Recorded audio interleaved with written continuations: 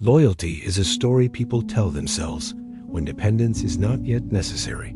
This is not cynicism. This is observation. Niccolò Machiavelli spent his life watching rulers rise and fall. He documented their strategies, their failures, their illusions. And he arrived at a conclusion that still unsettles those who hear it. Loyalty is voluntary. Dependence is structural. Loyalty can be withdrawn. Dependence cannot. Loyalty relies on memory, emotion, and choice.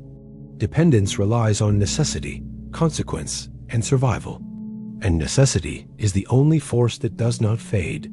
You are watching this because you have already noticed something broken in the way people speak about loyalty. You have been told that if you are loyal to others, they will be loyal to you. That if you invest in relationships, those relationships will sustain you. You have tested this, and you have discovered it is false, not because people are evil, but because loyalty is not a mechanism. It is a performance. It exists when it is convenient. It vanishes when it is not. Machiavelli understood this 5 centuries ago. He watched princes fall because they believed their allies would remember past favors, that their generals would owe oaths, that their advisors would remain faithful out of gratitude. They were wrong, and their deaths proved it. This video will dismantle the illusion of loyalty as a reliable structure. It will show you why dependence engineered, deliberate, calculated dependence is the only foundation that does not collapse under pressure. This is not about cruelty. This is about architecture. Power is not built on feelings. It is built on systems. And the most effective system is one where others cannot function without you. Not because they love you, because they need you. Let us begin. The Machiavellian framework. Machiavelli wrote in asterisk, the prince asterisk, that it is better to be feared than loved, if one cannot be both. But he did not stop there. He also observed that love is fickle, that it is granted freely and withdrawn easily, that it depends on the mood, the moment, the memory of the person offering it. Fear, by contrast, is constant, because fear is not emotional. It is structural.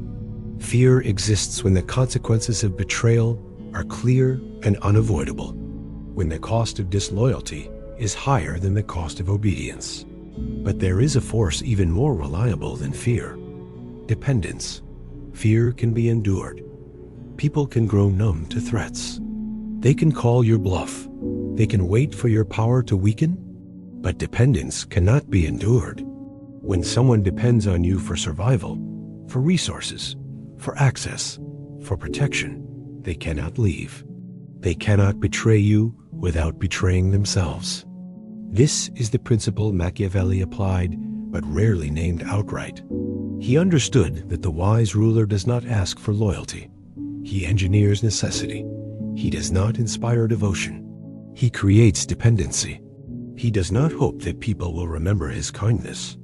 He ensures they cannot forget his utility. This is the difference between rulers who are mourned and rulers who are obeyed. One relies on affection. The other relies on inevitability. Loyalty is a choice, and choice is unstable. Dependence is a condition, and conditions are permanent until the structure changes. So the question is not, how do I make people loyal to me? The question is, how do I make myself indispensable? How do I position myself so that my absence creates collapse?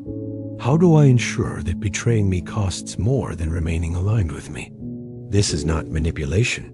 This is engineering. And it is the only strategy that survives time. The relatable character. Marcus, let us observe a man. We will call him Marcus. Marcus is competent, educated, hardworking. He has spent years building relationships. He has been loyal to his colleagues, supportive of his superiors, generous with his subordinates. He mentors younger employees. He covers for others when they fail. He shares credit. He offers his expertise freely. And people thank him. They say, Marcus, you are invaluable. They say, we could not do this without you. They say, you are the backbone of this team. Marcus believes them. So when Marcus needs something, a promotion, a raise, a shift in responsibility, he expects the loyalty he gave to be returned. He expects the people he supported to support him. He expects his investment to yield dividends. And what happens? His promotion is delayed. His raise is deferred. His request for flexibility is denied. The people he helped are suddenly unavailable. The colleagues he mentored no longer respond to his messages. The superiors he supported tell him, "We will see what we can do." Marcus is confused. He gave loyalty. Why is he not receiving it? The answer is simple. Marcus was useful, but he was not necessary. People appreciated him because he made their lives easier, but they did not depend on him. They could function without him. They could replace him. And when Marcus asked for something that inconvenienced them, they made a calculation. The cost of supporting Marcus was higher than the cost of losing Marcus. So they chose themselves. This is not betrayal. This is logic. Marcus built his position on loyalty, and loyalty is voluntary. If Marcus had built his position on dependence, the outcome would have been different. If Marcus had been the only person who knew a critical system, if Marcus had controlled access to essential resources, if Marcus had positioned himself as the gatekeeper to something irreplaceable, then his absence would have created crisis. And crisis creates leverage. But Marcus did not do this. He was generous, transparent, available. He gave everything away. And when he needed something in return, he discovered that generosity is not currency. It is charity. And charity is not repaid. It is forgotten. Chapter 1. The illusion of honesty is strength. Marcus believed honesty was strength. He told people what he thought. He shared his concerns. He asked for what he needed. He believed transparency built trust. It built exposure.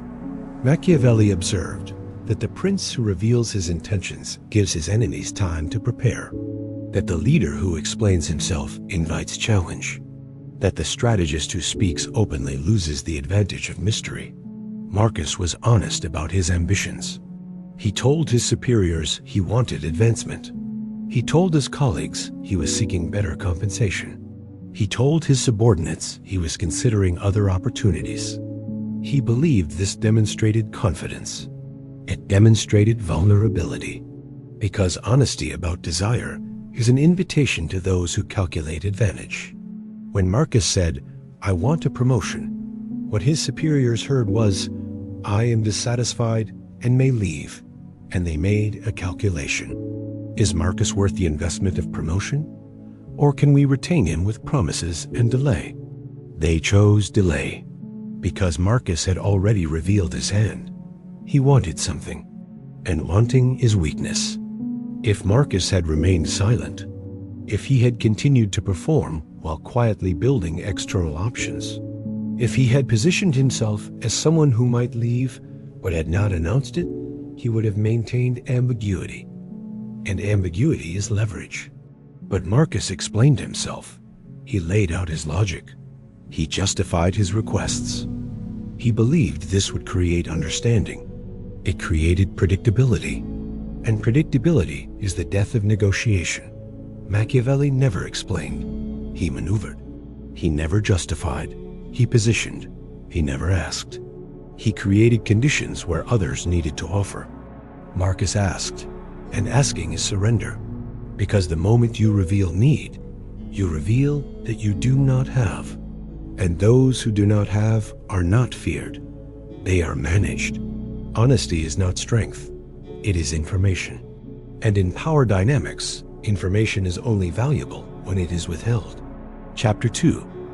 The illusion of loyalty as protection. Marcus believed loyalty was reciprocal. He thought that because he was loyal to his organization would be loyal to him. This is a fantasy. Organizations are not people. They do not feel gratitude. They do not remember sacrifice. They operate on efficiency, on cost, on replacement value. Marcus was loyal because he believed it was honorable, because he believed it would be recognized, Because he believed it created obligation. It created nothing. Loyalty without enforcement is performance. People perform loyalty when it is expected, when it is watched, when the cost of disloyalty is visible. But the moment no one is watching, loyalty dissolves. Marcus was loyal in public and in private. Others were loyal only in public. And when decisions were made in private, when budgets were cut, when restructuring occurred, when choices had to be made, Marcus was not protected by his loyalty. He was evaluated by his replaceability, and he was replaceable. Because Marcus had not made himself necessary, Machiavelli understood that loyalty is conditional, that it exists only as long as it serves the one offering it. He did not trust loyalty. He engineered dependence. He made himself indispensable, not loved, not appreciated, indispensable. If you want protection, you do not rely on loyalty. You ensure that your removal creates crisis. You ensure that the people who might betray you cannot afford to. You ensure that your absence costs more than your presence. This is not about being liked. This is about being needed. And need is the only loyalty that lasts. Marcus was liked. He was appreciated. He was valued, but he was not needed.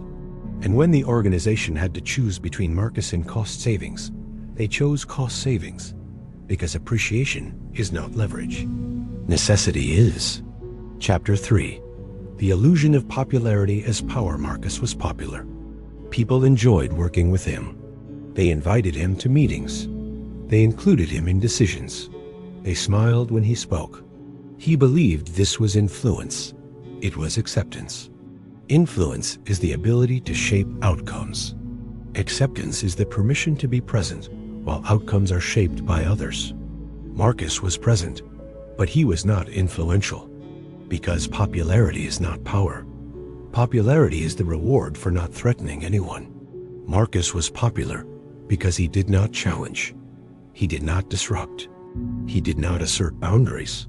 He accommodated. He agreed. He supported. And people liked him for it. But liking is not respect. Respect is granted to those who can say no, who can withhold, who can impose cost. Marcus could not say no. He said yes to every request, every favor, every demand. He believed this made him valuable. It made him available. And availability is not scarcity. Scarcity is power. Machiavelli understood that the prince who is too accessible is not respected, that the leader who makes himself constantly available is not feared, that the strategist who accommodates every request is not influential. He is useful, and useful is not the same as powerful. Marcus was useful. People used him. They asked for his time, his expertise, his resources, and he gave. He believed this built social capital. It built expectation. People began to expect Marcus to say yes, to help, to accommodate. And when Marcus finally said no, when he set a boundary, when he prioritized himself, he was not met with understanding. He was met with disappointment, with confusion, with resentment, because he had trained people to expect access. And when access was withdrawn, he was punished. Popularity is not built on respect. It is built on service. And the moment you stop serving, you are no longer popular. You are inconvenient. Machiavelli was not popular. He was necessary. He was not loved. He was feared. He was not accessible. He was selective. And selectivity is the foundation of value. Marcus gave himself to everyone. And when you are available to everyone, you are special to no one. Chapter 4. The illusion of transparency is trust. Marcus believed transparency built trust. So he shared his thoughts, his plans, his doubts, his strategies. He held nothing back. He believed this demonstrated authenticity. It demonstrated naivety. Machiavelli observed that the wise prince reveals nothing that does not serve him, that every word is calculated, that every disclosure is strategic. Transparency is not honesty. It is vulnerability. When you reveal your strategy, you give others the tools to undermine it. When you reveal your doubts, you give others permission to doubt you. When you reveal your limits, you give others the map to exploit them. Marcus was transparent about his weaknesses. He admitted when he did not know something. He acknowledged his mistakes. He shared his uncertainties. He believed this made him trustworthy. It made him predictable, and predictability is weakness. When people know what you will do, they can manipulate you. When people know what you fear, they can use it against you. When people know what you want, they can withhold it. Marcus gave all of this away. He told people what concerned him, what he needed, what he hoped for. And they used this information, not maliciously, but strategically. They knew Marcus wanted approval, so they withheld it to control him. They knew Marcus feared conflict, so they used confrontation to make him yield. They knew Marcus valued collaboration, so they framed their demands as collaboration, and Marcus complied. Transparency gave them leverage, and Marcus had none. Machiavelli operated in shadows, not because he was dishonest, but because he understood that mystery is power, ambiguity is leverage. When people do not know what you are thinking, they cannot predict you. When they cannot predict you, they cannot manipulate you. When they cannot manipulate you, they respect you. Marcus gave away his thoughts freely. And when you give away information, you give away control. Because information is the only resource that appreciates when withheld. Chapter 5. The illusion of morality as safety. Marcus believed that if he did the right thing, he would be protected. That virtue was armor, that goodness was strategy. He was wrong. Machiavelli observed that moral rulers are often destroyed by immoral competitors. Not because morality is wrong, but because morality is not a defense. It is a handicap in a world that does not reward it. Marcus played by rules that others ignored. He honored agreements that others broke. He told the truth in rooms full of people who did not, and he believed this made him superior. It made him predictable, and predictability is exploitable. Marcus's morality was not strategic, it was emotional. He did the right thing because it aligned with his identity, because it made him feel good, because he believed the universe kept score. It does not. The universe is indifferent. People are not rewarded for being good. They are rewarded for being effective. Marcus was good. He was not effective.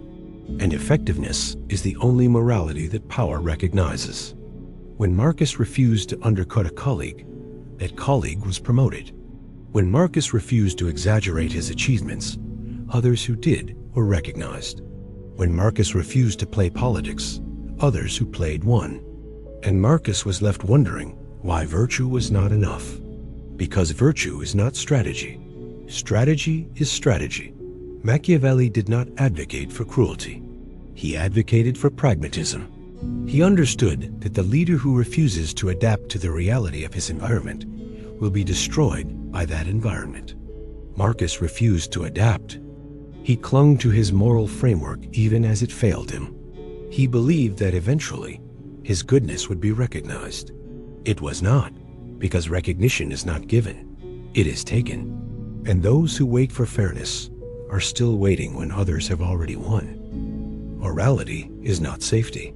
It is self-imposed limitation, and limitation is weakness in a competitive system. If you want to survive, you do not rely on virtue. You rely on structure, on leverage, on the cold understanding that the world does not owe you fairness. And fairness does not protect you from those who understand this better than you do. So what does Machiavelli offer instead of loyalty? Dependence. And dependence is built through systems, not emotions. First, control access. If you control access to something essential information, resources, people, decisions, you become necessary. Marcus gave access freely. He shared everything. He made himself replaceable. The strategic mind withholds, not cruelly, but deliberately. You become the gatekeeper. And gatekeepers are not fired. They are negotiated with. Second, create irreplaceability. Develop expertise that no one else has. Build relationships that only you can access. Manage systems that only you understand. Marcus taught everyone everything he knew. He believed this made him valuable. It made him redundant. The strategic mind hoards critical knowledge, not to sabotage, but to ensure continuity requires them. Third, engineer failure in your absence. This is not sabotage. This is design. You structure your role so that when you're not present, things do not function smoothly. Not catastrophically, but noticeably, so that your return is relief. And relief creates gratitude that feels like dependence. Marcus was so helpful that everything ran smoothly, even when he was gone. People stopped noticing him. The strategic mind ensures they notice. Fourth, distribute dependency. Do not make one person dependent on you. Make the system dependent on you. Marcus was loyal to individuals. The strategic mind is loyal to no one and necessary to everyone. Because when everyone needs you, no single person can remove you. Fifth, never explain your value. The moment you have to explain why you are important, you are admitting you might not be. Marcus explained. He justified. He listed his contributions. The strategic mind does not explain. Their absence speaks. Sixth, build networks, not friendships. Friendships are emotional. Networks are transactional. Marcus built friendships. He invested emotionally. The strategic mind builds networks, connections based on mutual utility. And utility does not fade the way affection does. Seventh, make loyalty expensive. If people can betray you without cost, they will. Marcus made loyalty cheap. He forgave. He overlooked. He gave second chances. The strategic mind makes betrayal costly. Not through threats, through structure. By ensuring that disloyalty results in lost access, lost resources, lost opportunities. Eighth, control the narrative. People depend on you when they believe they depend on you. Perception is reality. Marcus did not control his narrative. Others defined his value. The strategic mind controls the story. They ensure that others believe their success is linked to your presence. Whether it is true or not, these are not tricks. These are systems.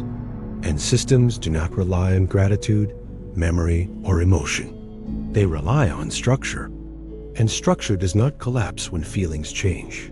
When you stop relying on loyalty, you start building dependence. When you stop explaining, you start commanding. When you stop seeking approval, you start receiving deference. Small shifts compound. A single moment of withholding information changes how people approach you. A single refusal to accommodate creates scarcity. A single demonstration that your absence creates problems establishes necessity. And necessity, unlike loyalty, does not fade. It accumulates. Loyalty is a memory. Dependence is a condition. And conditions do not change until the structure changes. Marcus built his position on loyalty. And when loyalty faded, he had nothing. The strategic mind builds on dependence. And dependence does not fade. It intensifies. Because the longer people depend on you, the more costly it becomes to remove you. The more embedded you are, the more disruptive your absence. And disruption is leverage. This is not about being cruel. This is about being structural. Power is not personality. It is architecture. And the best architecture is invisible until it is tested. You cannot unlearn this. You cannot return to believing that loyalty protects you, that kindness is strategy, that morality is armor. You have seen the structure now. You understand that power is not about being remembered. It is about being necessary. That influence is not about being loved. It is about being irreplaceable. You are no longer the person who waits for loyalty to be returned. You are the person who engineers conditions where loyalty is irrelevant. Be because you do not need their loyalty. You have their dependence. And dependence is permanent until the structure is dismantled. which you control. You are no longer naive. You see the game. You see the architecture. You see the systems that others mistake for relationships. And you will never be controlled by the illusion again. Subscribe if you understand what has been said here. Comment if you are ready to align with those who think structurally, not emotionally. This is not content for everyone. But you are not everyone. You are here because you already knew something was broken. Now you know what? And you know how to build something that does not break. Machiavelli never trusted loyalty. He built dependence. And those who depended on him could not afford to betray him. Because betrayal would have been self-destruction. You cannot go back to innocence. You can only move forward with structure. Loyalty is a story. Dependence is a system. And systems outlast stories. Every time.